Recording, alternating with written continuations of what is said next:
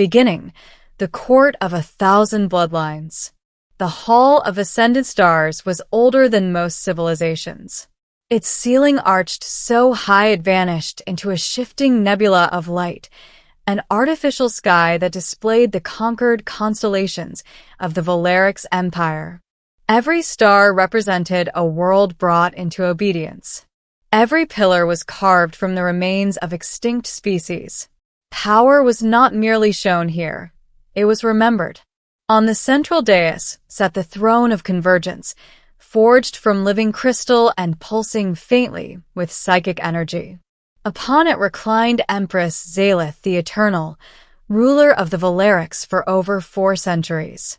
Before her, standing alone on a circular platform of pale light, was her daughter, Princess Seralith Vale. She was young by Valerix standards, barely 70 cycles. Slender, silver-skinned, with bioluminescent markings that had not yet fully matured along her arms. Her crown was intentionally simple, a circlet of woven star metal, unadorned by conquest sigils. That simplicity was already being judged. Encircling her, rising in tier after tier, were the noble houses of the empire, warlords, genetic elites, ancient dynasties bred for cruelty, strategy, and domination. Their eyes glowed in varied spectra. Their minds brushed against one another in low psychic murmurs of disdain. This was the choosing, an ancient ritual. The moment when a royal heir selected, or was selected by, a consort deemed worthy to stand beside the throne. Not for love. Never for love. For strength. Princess Seralith stood straight, hands folded, heart pounding. She had trained for war. She had studied governance. She had negotiated ceasefires on border worlds where extermination would have been easier. Yet she already knew the truth. She was different. She believed mercy had value. And in the Valerix Empire, mercy was a flaw. The first noble step forward. Lord Craith of House Durnall, towering, scarred, his exoskeletal armor still stained with the ichor of a recently subjugated species.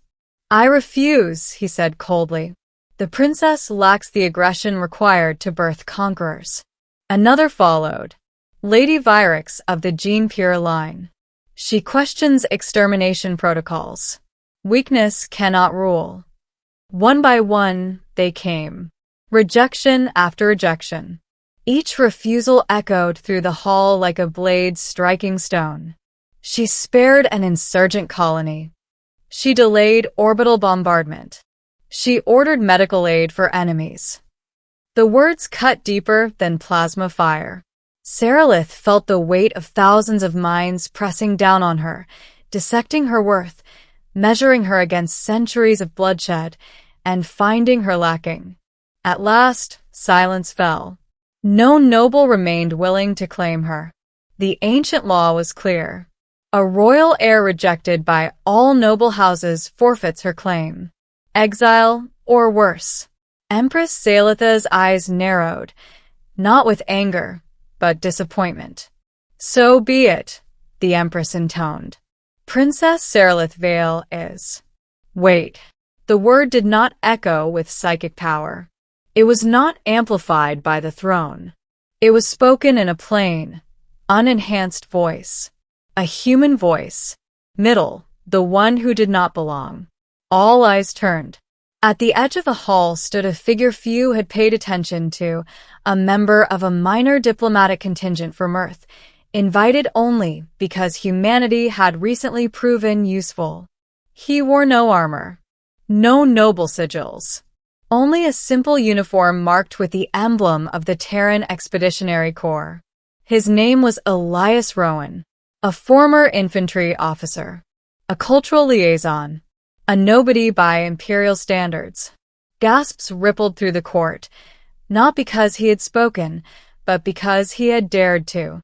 "Human," Lord Craith snarled. "This is not your place." Elias took a breath. He could feel the psychic pressure now, crushing, alien, heavy with ancient hostility. His mind screamed at him to kneel. So he did. But not in submission. He stepped forward onto the illuminated platform, stopped several paces from Princess Serelith, and knelt on one knee, head bowed, fist pressed to his chest. The ancient Valeric's symbol of voluntary fealty. I make no claim of power, Elias said steadily. I have no house, no bloodline worth your songs. I kneel because she stood alone. A shockwave of stunned silence swept the hall.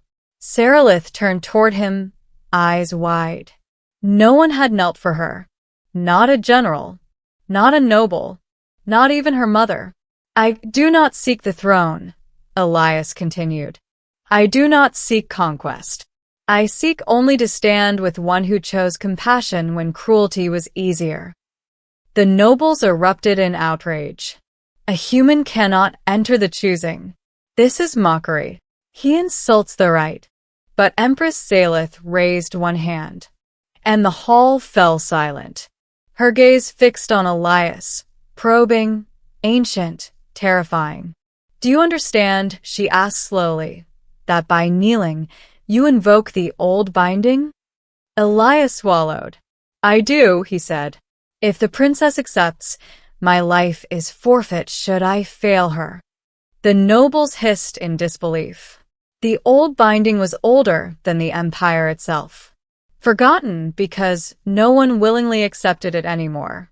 A vow of absolute loyalty, enforced not by law, but by biology. Serelith stepped forward, trembling. Why? She asked softly.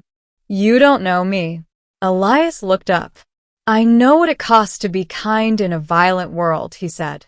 And I know how rare it is. Her bioluminescent markings flared. An involuntary response. Acceptance or refusal. The Empress watched carefully. At last, Princess Serelith placed her hand upon Elias's bowed head. I accept, she said. The hall exploded. Not with noise, but with power.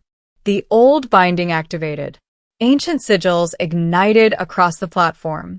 Elias cried out as searing light traced itself along his nervous system, rewriting him at a cellular level. Not enslaving him, but linking him. When the light faded, he remained kneeling, breathing alive. The Empress rose slowly from her throne. Then the choosing is concluded, Serelith declared. Let history remember this moment. But history would not remember it kindly. Not yet. Ending, a different kind of strength. The backlash was swift. Within weeks, rebellions ignited across the empire, not from oppressed worlds, but from noble houses furious at the insult to tradition. A human consort, a compassionate heir. Unacceptable. Assassins came first. Elias survived 3 attempts, not because he was stronger, but because the old binding granted him something unexpected. Awareness. He could feel threats directed at Serelith. Sense malice before it became action. The nobles escalated. They challenged her claim outright, citing weakness, impurity, and betrayal of Valeric's destiny. The Empress summoned her daughter one final time. You endanger everything I built, Serelith said coldly. Serelith did not bow. You built an empire that fears mercy, she replied. I will build one that inspires loyalty. For the first time in centuries, the Empress hesitated. The deciding moment came not in the throne room, but on Virex 9, a frontier world in open revolt. The nobles demanded annihilation. Serelith refused. Instead, she went personally, bringing Elias and a small escort. No orbital bombardment. No genocide. Just negotiation. The rebels expected execution. They received aid, medical ships, food, infrastructure. And when a rogue noble fleet disobeyed orders and attacked anyway, something extraordinary happened. The planetary defense forces, once enemies, rose to protect Serelith. They had never been protected before. The noble fleet was destroyed. not by fear, by loyalty. The message spread like wildfire. World after world pledged allegiance, not to the empire, but to Serelith herself. The nobles realized too late that they had misjudged the human as well. Elias was no conqueror. He was a symbol, a reminder that strength did not always roar. Sometimes it knelt. The final confrontation came in the Hall of Ascendant Stars once more. The nobles stood divided, their authority shattered. Empress Zalith stepped down from the throne. "My reign ends," she announced. "Not by force, but by evolution." She placed the imperial sigil into her daughter's hands. Princess Serelith became Empress Serelith the Unyielding, not because she crushed resistance, but because she refused to abandon her values. Elias stood beside her.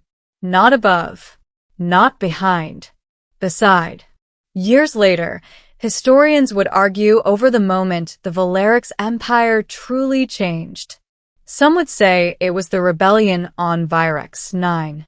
Others would say it was the abdication of Zalith the Eternal. But those who were there knew the truth. It began when all the nobles rejected the young alien princess. And one human knelt without hesitation.